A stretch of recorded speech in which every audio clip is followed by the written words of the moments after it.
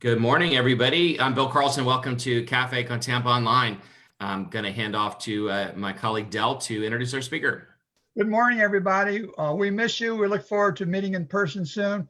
But in the meantime, we're still handling relative programs. Our guest today is Cynthia Gandee Zinober, Executive Director of the HB Plant Museum, located on the grounds of the University of Tampa. It's the oldest museum in Tampa, founded in 1933. Cynthia, tell us a little bit about the museum and how it was formed. Well, the Tampa Bay Hotel actually operated between 1891 and 1932. And then in 33, as you mentioned, Del, the mayor of the city of Tampa, Mayor Chauncey at the time, set up the museum to showcase the original furnishings. We are very pleased to have over 55,000 visitors a year from about 83 countries and every state.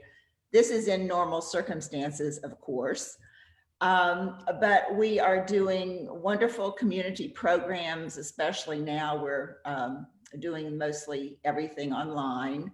But we are having visitors. We have about 60% fewer visitors now than we did at this time last year, but they're behaving well. And I would like to show you what they're seeing when they first enter the front door of the museum.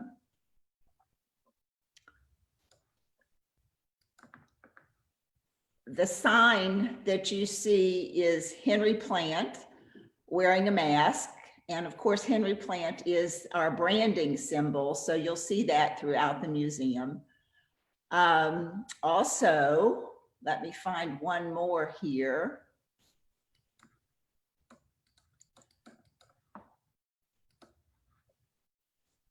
Well, wouldn't you know it, I've lost it. Here, I've got it.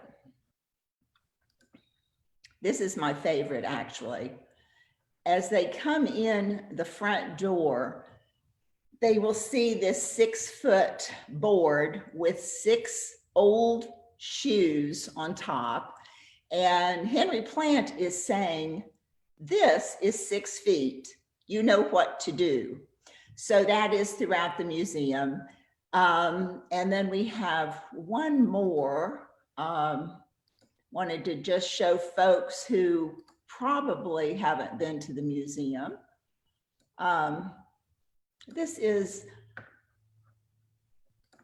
did I show that one again? Let's try that one more time. Can you see the interior of the museum with some original furnishings? Here it is. Good. Well, that is really the quality of our collection. It's interesting to know that this was not a private collection. This was a collection purchased in Europe to furnish a hotel. So we do not use labels. The hotel would never have had labels on the furnishings. So we really talk about lifestyle of the early Florida tourist. And some of our programs, I don't know if you might be interested in hearing them, but one of my particular favorites, about 20 years ago, we realized we were only talking about the rich and the famous guests that came to the hotel. That was pretty easy because the Tribune wrote about them. They wrote letters, they had photographs, but we were completely ignoring the men and women that made this lifestyle possible, and that was the staff of the hotel. So we went to local churches, especially the older ones, on Sunday mornings and had permission to talk to the congregations. And we asked if these families had members who had worked at the hotel. And we had a wonderful outpouring of letters and oral stories and photographs. We created a small exhibit, and then we created a theater program. We have 8 characters. Just last week, we had one that we showed online that was Maggie Stroud, the laundress. She happened to be Doretha Edgecombe's grandmother, and some of you know that Doretha was on our school board for many years. So we had the actor, we had Doretha speaking about the life and the times of her grandmother. It was really very, very exciting. We also have Arthur Schleman, the hunting and fishing guide. He was quite a ladies' man. And he talks about hunting alligators by canoe on the Hillsborough River. He later became the dog catcher for the city of Tampa. But those are just two of the characters we have. Is that the one that Jack Wyatt plays? Which one does he play? Jack has created his very own character. Oh, But okay. I think he's actually a railroad conductor at the moment. He's quite capable of doing anything. Yeah, he's a character on his own. Hey, let me ask you about the collection. I went to the University of Tampa, and I loved that building. I used to feel like I knew every inch of it. But in the collection that you have there, what percentage of it is original from when it was a hotel versus collection from other places? Almost everything. I would just guess 96%. We did, except in the early days of the hotel, of the museum, we accepted items that were not original. Just like the portrait behind me is a fabulous group of 4 portraits of the Glover family from Kentucky, but they do not relate in any way to the Tampa Bay Hotel. So at some point, we're going to send those back to a Kentucky museum. We have some, we call exhibit enhancement items, such as oriental floor coverings, some clothing to enhance our exhibits. But we're lucky enough that the very most important objects never really left the building. What about that? So it's a huge hotel. There must have been objects that they threw away, right? Like the old beds or something. Is there storage? Yes, there were 511 rooms in the hotel, and we really don't need examples of 50 chairs. There were probably 800 chairs in the old dining room, which is now Fletcher Lounge. We have 6 of them in the museum, and that is plenty. Because the objects, as lovely as they are, and we are so lucky to have them because most museums do not have original objects. They use objects of the period or reproductions. So right now, Bill, we're not collecting. Occasionally, we will find something quite wonderful that's been in a family. But mostly we're collecting photographs, the most valuable pieces for research that we can find are photographs, which we take magnifying glasses to all the time. Let me ask you another technical question. So are you all set up as a separate 501c3? Your email address says University of Tampa. What's your affiliation with the University of Tampa? We are the most unusual museum that I have ever known. We really are a joint venture between the city of Tampa and the University of Tampa.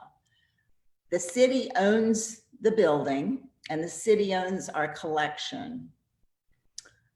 The university maintains the space, and they, by the way, do a beautiful job of that. And they help us with bookkeeping. But we are completely self-supporting.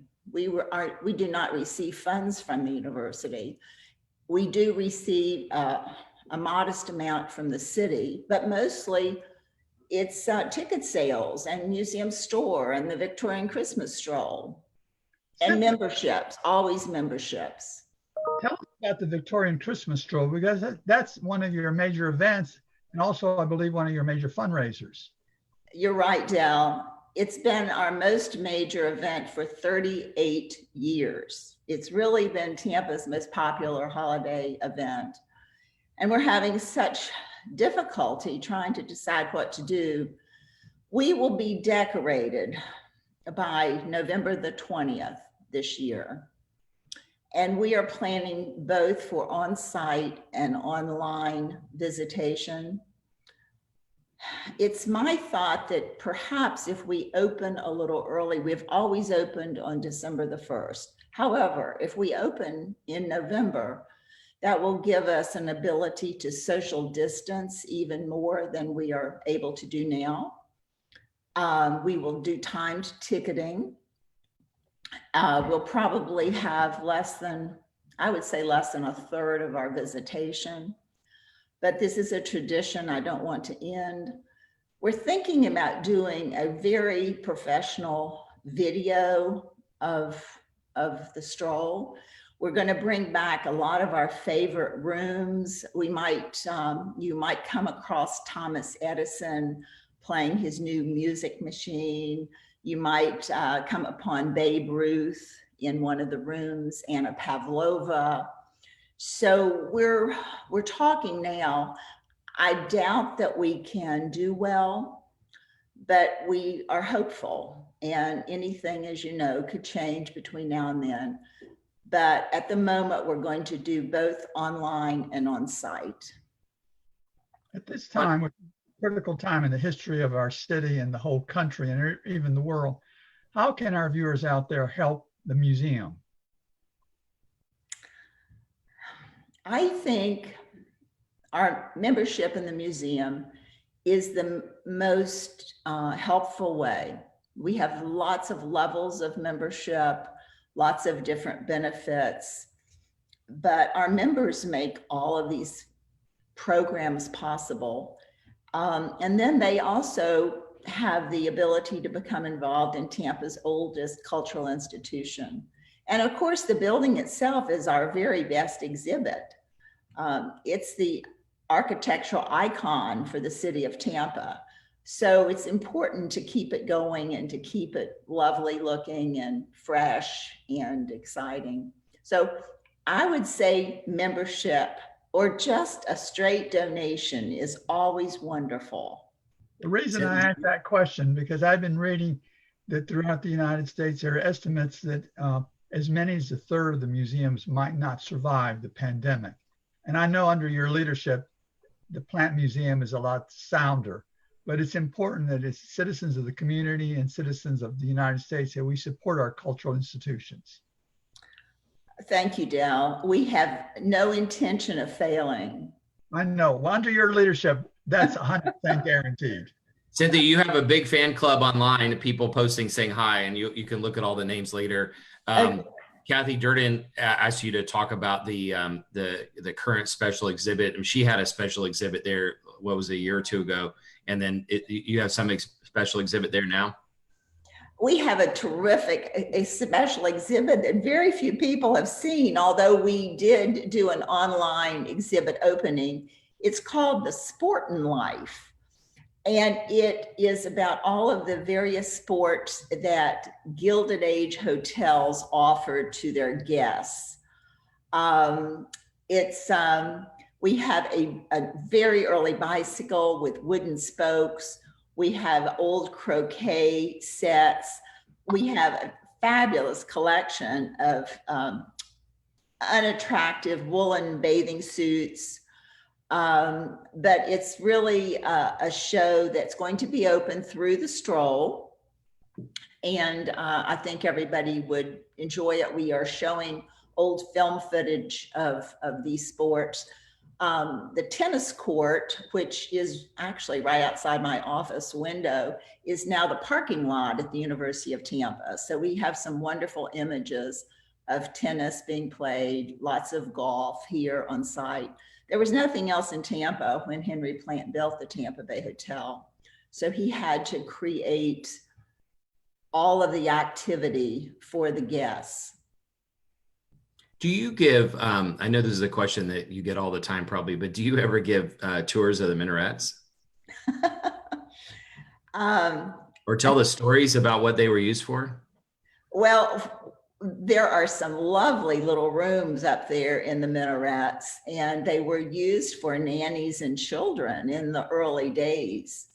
And then later on, apparently the University of Tampa football team loved their minaret rooms, but they're not really safe now. The fire marshal does not allow us to use those spaces. But twice a year, the university opens the minarets. It's very quiet. You almost have to be here and stumble upon it, but it's the best site in town. I did give a private tour about 15 years ago and received a $15,000 check as a result. So I'd love to have my own key. I would love to use it lots, but it's really not safe. We have to do a shout out to the chiselers also. I was at the University of Tampa when the minarets were redone. And I think pigeons and other birds had gone in there, and the meadow was decaying.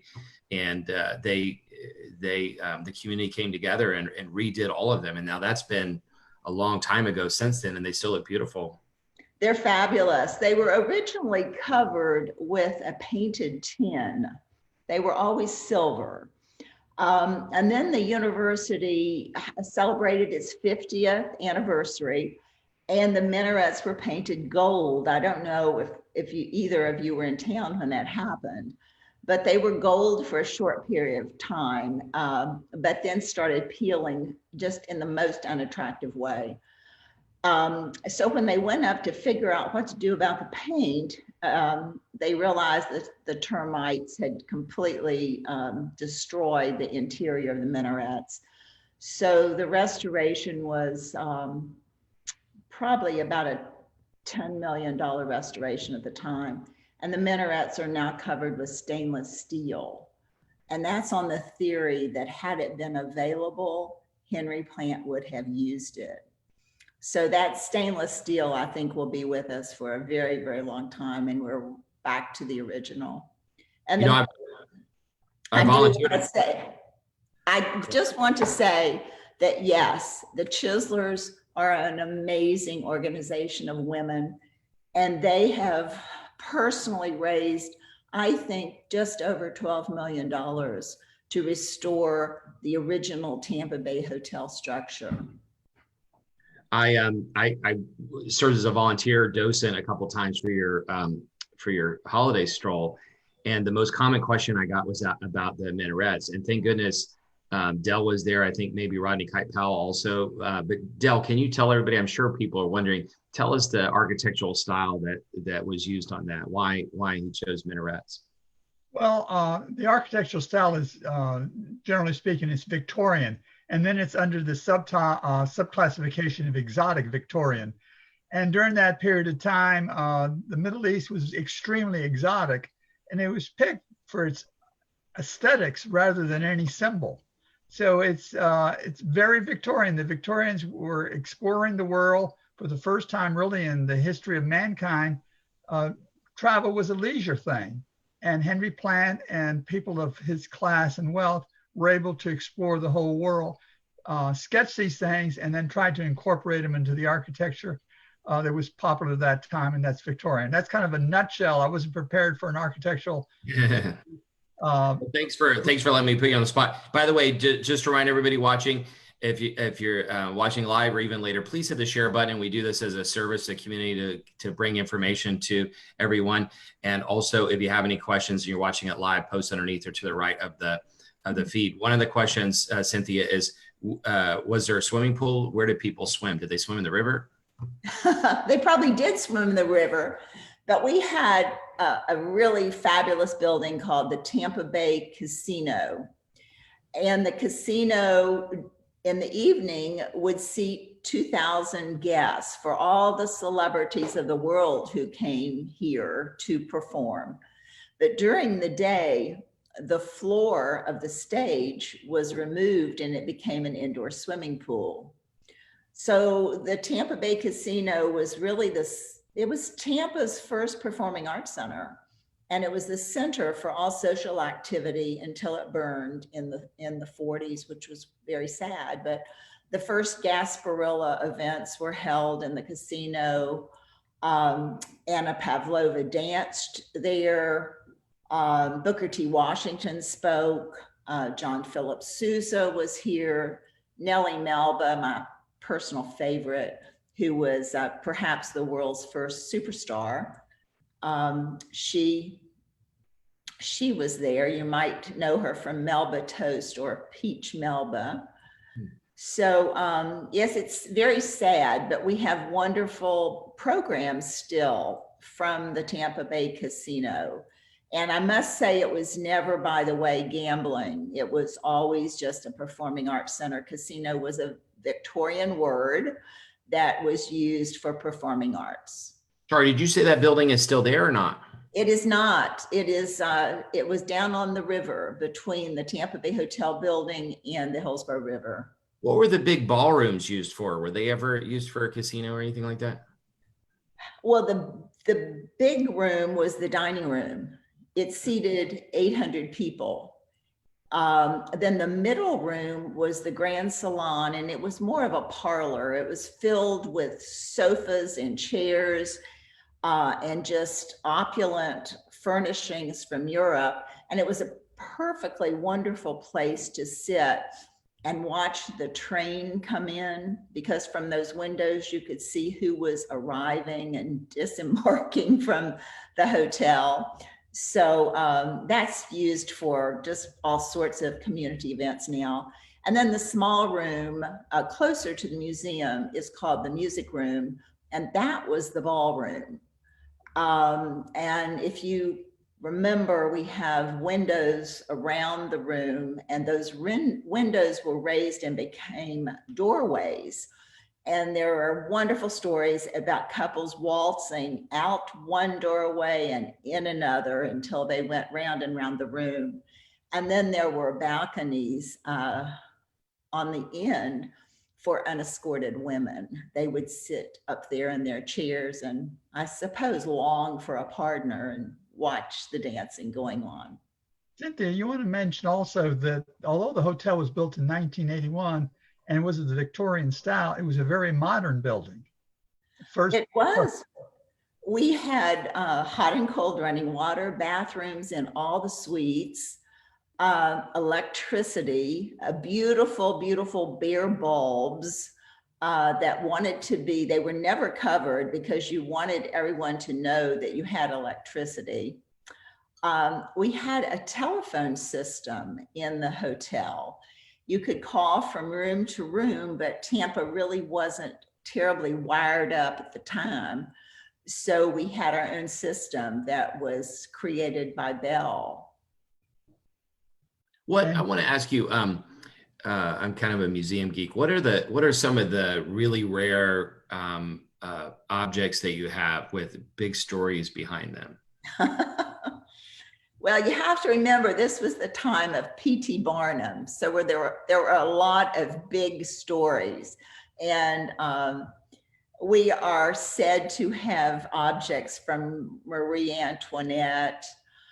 We love the stories, but we can't trace them back. We think of ourselves, Bill, as kind of the Ritz-Carlton of 1891. Everything here was meant to impress, but it wasn't always as rare and wonderful as the marketing brochures related. On the other hand, they're invaluable to us because it was all original to the hotel.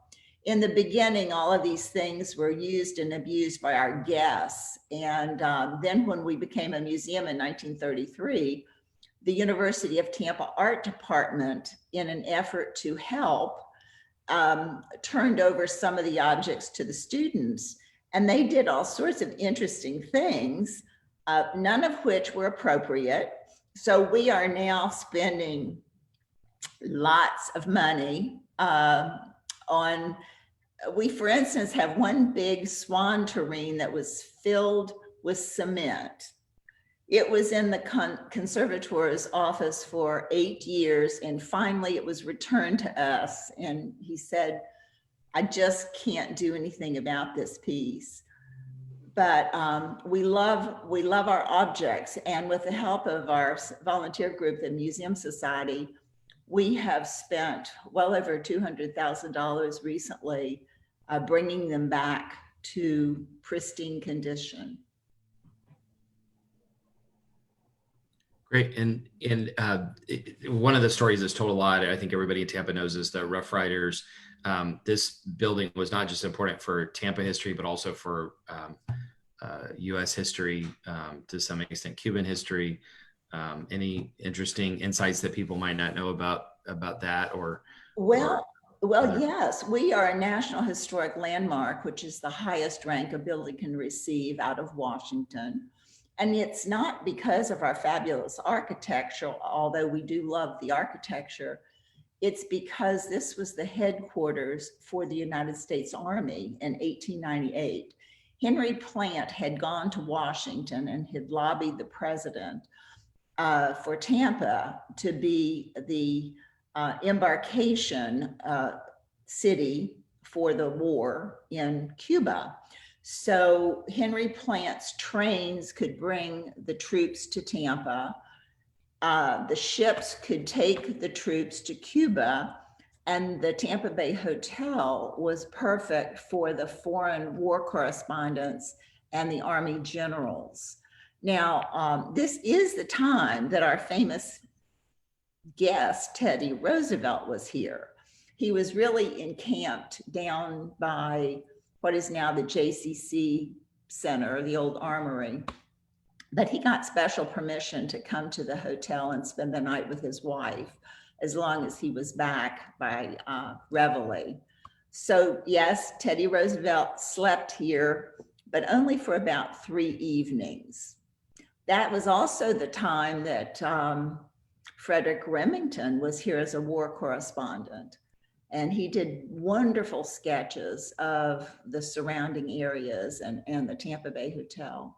Some very valuable pieces in the collection were done by Frederick Remington. Was Winston Churchill a war correspondent at that time at the hotel? He was here a little bit earlier, Dell. He was here in about 1895. And as much as we want to believe that he stayed at the hotel, there's actually no proof. The closest we have come is one of our interns years ago went into the Churchill archives in England. And among his papers was a little calling card of Arthur Schleman Hunting and Fishing Guide. So it looks as if maybe he was here because the card was in his collection. But on the other hand, there was another hotel down in Port Tampa that was built on stilts. It was 9 miles from here. And he very well could have been staying at that hotel. That was also a plant hotel, wasn't it? Yes, there were 2 here in Tampa. Del, do you have any final questions? We're about out of time, unfortunately. We could ask you questions all day.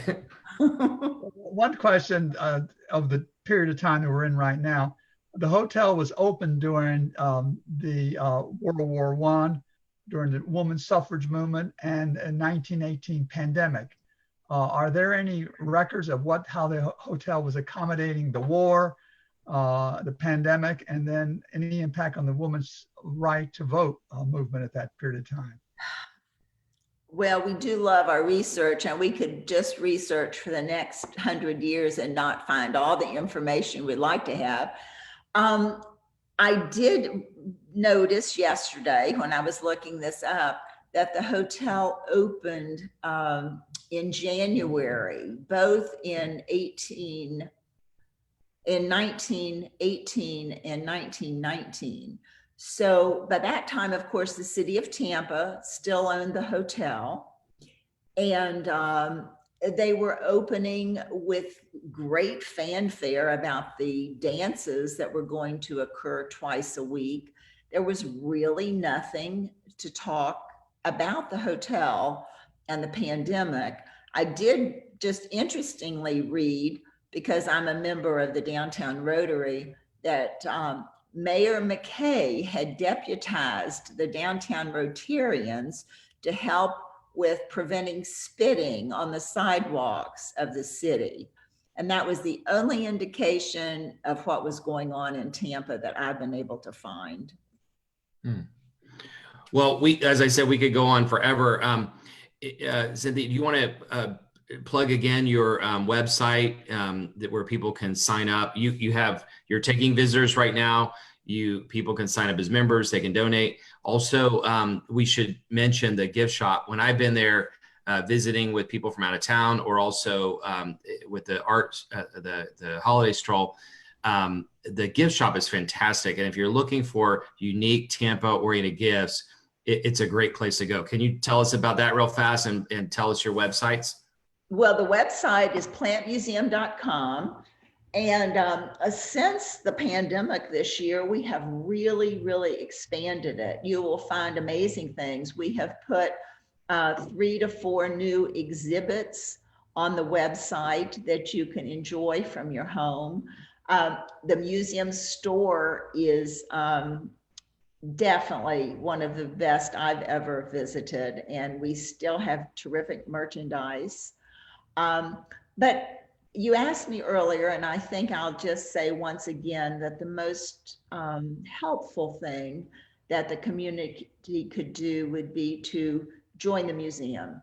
And there are lots of comfortable levels and lots of interesting benefits. One of my favorites that I hope we'll be able to repeat this year is that for our large donors, we have a dinner each spring that replicates a menu that was done at the Tampa Bay Hotel. So I usually go into the archives and I will find one of the 125 original menus that we own, and I will give it to the chef. Mise en place usually does that dinner.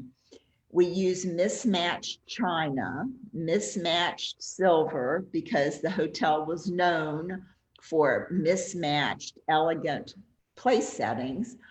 And we replicate the dinner that was done in 1893 or 1901. It depends on which year we choose.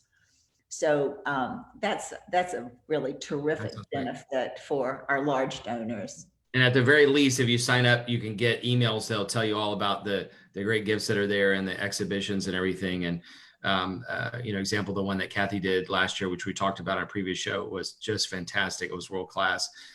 We're out of time, unfortunately. Thank you so much. We'll have to have you on again soon. As we said before, if you're just watching, please hit the share button so your friends and family can see this and support the museum and other ideas.